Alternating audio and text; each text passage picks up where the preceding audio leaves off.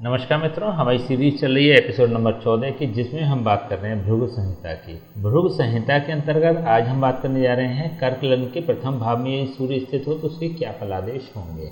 प्रथम भाव में 4 नंबर का मतलब होता है कर्क लग्न, और कर्क लग्न में सूर्य द्वितीय भाव का स्वामी होता है। द्वितीय भाव में सिंह राशि है और सिंह राशि का स्वामी सूर्य होता है। देखिए, द्वितीय भाव होता है मारक भाव, कुंडली का अष्टम भाव, मृत्यु भाव, तृतीय भाव, मृत्यु भाव। अष्टम का अष्टम तृतीय भाव, मृत्यु भाव हो गया। इन दोनों के ही द्वादश भाव, तृतीय का द्वादश द्वितीय भाव और अष्टम का द्वादश सप्तम भाव, ये दोनों ही मारक भाव होते हैं। हम लोग विस्तार से बात कर चुके हैं इसके बारे में जब हमने लघु पारस्थिति का अध्ययन किया था। तो द्वितीय भाव मारक भाव होता है। मारक भाव का स्वामी जब लग्न में बैठ जाता है, लग्न होता है केंद्र भाव। देखिए, सबसे ज़्यादा जो ऑस्पिशियस भाव होता है, सबसे ज़्यादा जो शुभ भाव होता है कुंडली का, वह लग्न भाव होता है। देखिए, मारक भाव का स्वामी होने के कारण सूर्य अशुभ हो गया है। अशुभत्व प्राप्त करने के पश्चात जब ये शुभ भाव में बैठता है तो इस अशुभ के कंटेंट्स को तो यह प्रथम भाव को दे देगा, इट मीन्स कि लग्न को दे देगा और स्वयं शुभ हो जाएगा, अच्छा फल करने वाला हो जाएगा। तो इस बात का विशेष ध्यान रखना है। देखिए, इसमें हम विस्तार से बात कर चुके हैं लघु पारस्थिति में, लेकिन एट ए ग्लांस क्योंकि टॉपिक चल रहा है इसलिए चर्चा की जा रही है। तो यहाँ पर सूर्य अब शुभ हो गया, लेकिन जो प्रथम भाव है वो दूषित हो गया। द्वितीय भाव के जो कंटेंट्स हैं वह शुभ हो जाएंगे, लेकिन लग्न के जो कंटेंट्स हैं वो अशुभ हो जाएंगे। तो यहाँ पर धन की बात करें, कुटुंब की बात करें, इससे संबंधित जो फल हैं वो पॉजिटिव हो जाएंगे। धन और कुटुंब से संबंधित, देखिए द्वितीय भाव के जो कंटेंट्स होते हैं धन और कुटुंब, और भी अन्य होते हैं, लेकिन यहाँ पे हम धन और कुटुंब की बात करते हैं। धन और कुटुंब से संबंधित जो भी कंटेंट्स हैं उनमें शुभत्व आ जाएगा। व्यक्ति के बाद धन अच्छा होगा, कुटुंब उसका बड़ा होगा, कुटुंब से या परिवार से जो उसके रिश्ते हैं वो सॉलिड होंगे, अच्छे होंगे। लेकिन यहाँ पर सूर्य जब लग्न में बैठ गया तो लग्न से संबंधित परेशानी उत्पन्न करने वाला होगा। लग्न से संबंधित इट मीन्स कि ये माइग्रेन की प्रॉब्लम। देखिए, यहाँ पे एक और चीज़ नोटिस करने वाली है कि यहाँ पर इसकी मित्र राशि है, चंद्रमा की राशि है कर्क, और कर्क की राशि पर जब सूर्य स्थित होता है, अपने मित्र के भाव में स्थित होता है, तो ये ज़्यादा बलवान हो जाता है, पॉजिटिव हो जाता है। तो यहाँ पे उतना अशुभत्व प्राप्त नहीं करेगा जितना कि यहाँ पे कोई और लग्न होती, जैसे कि अगर मकर या कुंभ लग्न होती, शनि की लग्न होती, इसके शत्रु की शुक्र की लग्न होती सूर्य के, तो वो ज़्यादा नेगेटिव इफेक्ट देता है। क्योंकि यहाँ पर ये बचाव ये हो रहा है कि यहाँ पे चंद्रमा की लग्न है और चंद्रमा सूर्य का मित्र है। जो चंद्रमा से संबंधित नेगेटिव चीज़ें हैं, नेगेटिव कंटेंट्स हैं, उनमें उतनी खराब स्थिति क्रिएट नहीं होगी, नेगेटिविटी क्रिएट नहीं होगी। फिर भी यहाँ पे सूर्य से संबंधित जो रोग हैं उनका कहीं ना कहीं असर रहेगा व्यक्ति के शरीर पर। जैसे माइग्रेन का कारक होता है, सिर दर्द का कारक होता है, गंजेपन का कारक होता है, हृदय से संबंधित जो चीज़ें हैं, हृदय से संबंधित रोगों का कारक होता है, आँखों की रोशनी का कारक होता है। इससे संबंधित जो रोग हैं उसमें थोड़ी सी नेगेटिविटी रहेगी या व्यक्ति उससे संबंधित परेशान रहेगा। देखिए, अब सूर्य की सप्तम दृष्टि सप्तम भाव पर है। सप्तम भाव में इसका शत्रु राशि स्थित है, तो यहाँ से यह सप्तम भाव को बिगाड़ने का कार्य करेगा। क्योंकि यहाँ पर बलवान तो हो ही गया है, केंद्र में बैठ गया है ना। द्वितीय भाव का स्वामी जब केंद्र में बैठ गया तो बलवान हो गया, और अपनी ही राशि पे स्थित हो गया तो और बलवान हो गया। तो यहाँ पे ये लग्न को तो पीड़ित करेगा, लग्न से संबंधित तो नेगेटिविटी क्रिएट कर ही देगा।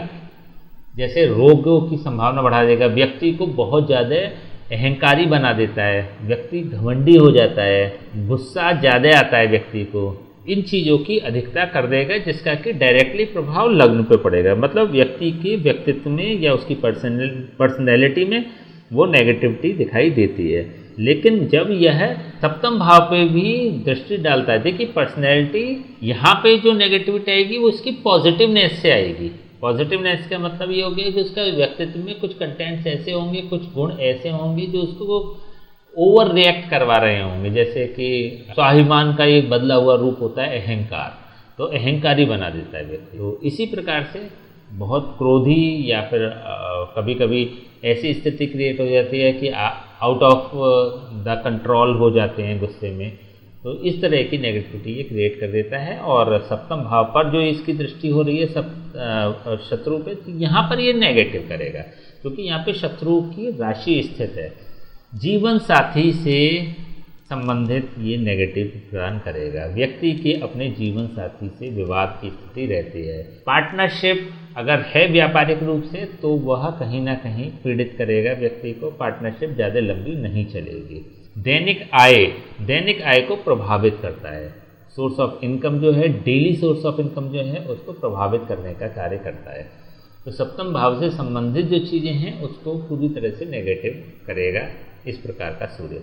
देखिए, सूर्य नवम भाव, दशम भाव और लग्न भाव तीनों का ही कारक होता है। लग्न की हम बात कर चुके हैं कि कारको भाव नाशाय, एक नियम होता है, कारक ग्रह यदि कारक भाव में बैठ जाता है तो उसका नाश करने वाला होता है। तो सूर्य क्योंकि लग्न का कारक होता है, प्रथम भाव का कारक होता है, प्रथम भाव में ही स्थित है, तो इसलिए ये इसको पीड़ित करने वाला होगा, जो उसकी चर्चा हम कर चुके हैं। यहाँ पे एक तो ये द्वितीय भाव का स्वामी, मारक भाव का स्वामी होकर यहाँ बैठा हुआ है इसलिए नेगेटिव हो रहा है, और यहाँ का कारक होकर बैठा हुआ है इसलिए भी नेगेटिव हो रहा है। लेकिन बस केवल एक पॉजिटिविटी है तो वो यह है कि यह अपनी मित्र राशि पे बैठा हुआ है, तो बहुत ज़्यादा नेगेटिव नहीं करेगा। जो रोग भी होंगे उनकी बहुत ज़्यादा प्रबलता नहीं होगी, जो उसका व्यक्तित्व भी होगा उसमें बहुत ज़्यादा नेगेटिविटी नहीं होगी। कभी कभी तो व्यक्ति उस चीज़ को महसूस भी नहीं कर पाता कि उसमें किसी प्रकार की नेगेटिविटी है। ये भी जो है वो बहुत मेजर नहीं, लेकिन हाँ, सप्तम भाव के सापेक्ष अगर देखें तो सप्तम भाव को विशेष रूप से पीड़ित करने वाला ये होगा। तो लग्न की हम बात कर चुके हैं। हम बात करते हैं नवम भाव। नवम भाव भाग्य भाव। भाग्य भाव से यह सूर्य पंचम भाव में स्थित है। पंचम भाव, यहाँ से अगर गिनती गिनते हैं तो पांचवा, 1 2 3 4 और 5, पांचवा भाव। पांचवा भाव होता है पद प्रतिष्ठा और डेजिग्नेशन का। तो जब भी पद और प्रतिष्ठा की बात आएगी तो व्यक्ति का भाग्य साथ देगा, भाग्य से पद मिलेगा। जैसे व्यक्ति को जॉब मिलती है तो बाई लक मिलती है, अगर सामाजिक कोई पद मिलता है तो बाई लक मिलता है, सम्मान मिलता है तो लक से मिलता है, भाग्य से मिलता है। तो उसमें व्यक्ति का बहुत ज़्यादा पुरुषार्थ होता नहीं है। तो यहाँ पे भाग्य साथ देता है पद प्राप्ति के मामले में। दशम भाव के अगर सापेक्ष देखें तो यह सुख भाव में है। तो व्यक्ति अपना जो प्रोफेशन है वो जल्दी आयु में सेट कर लेता है, जल्दी सेट कर लेता है। जैसे सूर्य के जो वर्ष होते हैं 22वां वर्ष और 44वां वर्ष, विशेष रूप से 22वें वर्ष के पश्चात व्यक्ति अपने प्रोफेशन को, या 22वें वर्ष में व्यक्ति अपने प्रोफेशन में सेट हो जाता है। कोई ना कोई पद प्रतिष्ठा ऐसी चीज़ उसको मिल जाती है जिससे कि वो प्रोफेशनली सेट हो जाता है। तो यहाँ से नवम भाव के सापेक्ष और दशम भाव के सापेक्ष भी यह जो सूर्य है वह पॉजिटिविटी करने वाला होगा, सकारात्मक फल प्रदान करने वाला होगा। ठीक है, तो अब हम उपाय की बात कर लेते हैं इसके। देखिए, उपाय के बारे में अगर चर्चा करें तो यहाँ पे सूर्य अपनी मित्र राशि पे स्थित है। केवल एक नेगेटिव है तो वो ये कि ये द्वितीय भाव का स्वामी होकर लग्न भाव में स्थित हो रहा है। तो बहुत मेजर ये खराब स्थिति नहीं कहलाएगी, लेकिन हाँ, केवल सप्तम भाव को ये विशेष रूप से पीड़ित करने का कार्य कर रहा है, क्योंकि यहाँ बलवान हो गया है। यहाँ से जो सूर्य की डायरेक्ट दृष्टि आ रही है अपनी शत्रु राशि पर आती है। हालांकि हम पहले भी बात कर चुके हैं कि सूर्य की दृष्टि हमेशा पोषित करने वाली होती है, लेकिन यह जो नियम होता है यह शत्रु राशि पर कार्य नहीं करता है। यदि सामने, अगर उसके ठीक सामने शत्रु राशि है, जैसे कि यहाँ पे मकर राशि है, तो मकर राशि के लिए यह सूर्य पॉजिटिव नहीं होगा। तो उसके लिए पूजा के माध्यम से केवल इसको पॉजिटिव किया जा सकता है। देखिए, इसकी क्योंकि और कोई उपाय कार्य करेगा नहीं। मैक्सिमम अगर देखें इस पूरी कुंडली के प्रेडिक्शंस में देखें तो सूर्य एक विशेष रूप से पॉजिटिव फल प्रदान करने वाला ग्रह बन रहा है। तो यहाँ पे केवल सप्तम भाव के सापेक्ष अगर देखें तो यह अच्छा नहीं है। तो सप्तम से संबंधित इसमें पॉजिटिविटी की जा सकती है। इसके लिए डिपेंड करता है कि इसके जो इफेक्ट्स हैं वो कितने हैं। अगर मेजर इफेक्ट्स हैं तो मेजर उपाय करने पड़ेंगे, अगर कम इफेक्ट्स हैं तो छोटे उपायों से भी काम हो जाएगा। तो क्रमशः अगर बात करें तो सूर्योदय के समय सूर्य को जल देना चाहिए, जिससे कि सप्तम भाव से संबंधित ये नेगेटिविटी खत्म होगी। इससे थोड़ा और बेहतर कर सकते हैं तो आदित्य हृदय स्रोत का पाठ करें, रविवार से प्रारंभ करें और रोज करें, तो इससे सूर्य के जो इफेक्ट्स हैं वो पॉजिटिव होंगे। तीसरा काम ये कर सकते हैं कि किसी पंडित से बात करके सूर्य के जाप और हवन कराएं, तो इससे भी ये पॉजिटिव फल प्रदान करने वाला होगा। तो सूर्य अगर देखें तो इस ओवरऑल कुंडली में विशेष रूप से पॉजिटिव फल प्रदान करने वाला बन रहा है, लेकिन इन उपायों के माध्यम से इसको और पॉजिटिव किया जा सकता है।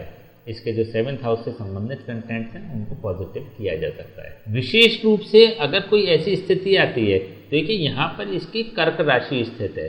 देखिए हमने पहले बताया है, अगर हम कर्क राशि की बात करते हैं तो कर्क राशि काल पुरुष के हृदय में निवास करती है। सूर्य कर्क राशि पर स्थित है तो इट मीन्स कि सूर्य काल पुरुष के हृदय पर स्थित है। काल पुरुष का मतलब वह कुंडली जिसमें कि काल्पनिक रूप से लग्न में मेष राशि को मान लिया जाए तो 1, 2, 3 और 4, यहाँ पर 4 नंबर आएगा और ये काल पुरुष का हृदय होता है।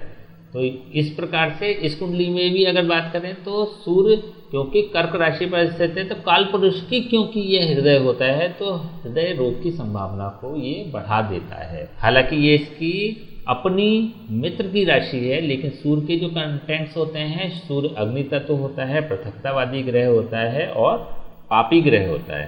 तो तीनों ही दृष्टि से अगर देखें तो यह कर्क राशि के सापेक्ष अगर देखें तो वो कर्क राशि को पीड़ित कर सकता है। तो अगर हृदय रोग की स्थिति क्रिएट हो रही है तो निसंकोच आपको सूर्य से संबंधित दान कर देने चाहिए, क्योंकि यहाँ पर मारक हो रहा है, ये मारक भाव का स्वामी है, मार्केश है सूर्य। इस कुंडली में कर्क लग्न की कुंडली की अगर बात करें तो सूर्य मार्केश होता है। तो मार्केश होकर जब यह लग्न में बैठेगा तो डेफिनेटली लग्न को पीड़ित कर ही देगा। तो अगर हृदय रोग की ज़्यादा ऐसी मेजर स्थिति बन रही है तो तुरंत आपको सूर्य का दान कर देना चाहिए। सूर्य के दान में आप कर सकते हैं दोनों हाथों में भर के जितने गेहूँ आ जाएं वह आप किसी बैग में रखें और मंदिर में दान कर दें। तो रविवार से शुरू करके 43 डेज कंटिन्यूसली इस कार्य को करेंगे तो सूर्य पॉजिटिव हो जाएगा। तो सूर्य के दान करने चाहिए इस स्थिति में। बाद बाकी अन्य किसी उपाय की आवश्यकता नहीं है, तो इसी उपाय से काम हो जाएगा। ठीक है, तो आज हमने बात करी सूर्य प्रथम भाव में कर्क लग्न में हो तो उसके क्या फलादेश होंगे। नेक्स्ट वीडियो में हम बात करेंगे सूर्य जब द्वितीय भाव में स्थित हो और कर्क लग्न हो तो उसके क्या इफेक्ट्स होंगे, क्या परिणाम होंगे, क्या प्रभाव होंगे। तब तक के लिए हमें आज्ञा दीजिए। नमस्कार।